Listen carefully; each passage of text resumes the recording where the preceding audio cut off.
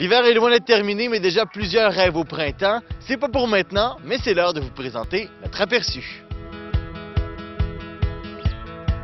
Et maintenant, côté précipitation, Marie-Josée, un printemps pluvieux, neigeux?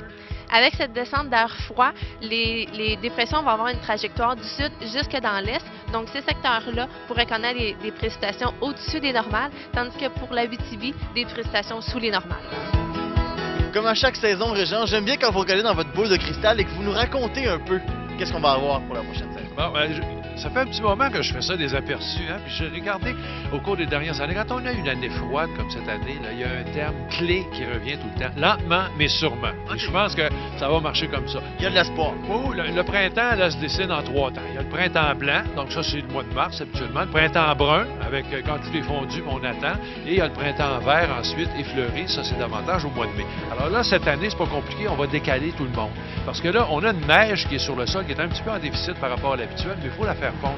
Puis là, le problème, regardez-la, elle est quand même un petit peu croûtée, un petit peu glacée. Ça, c'est à cause des redoux qu'on a connus dernièrement. Ça ralentit la marche du printemps. Ça, c'est ce qui est à terre. Hein?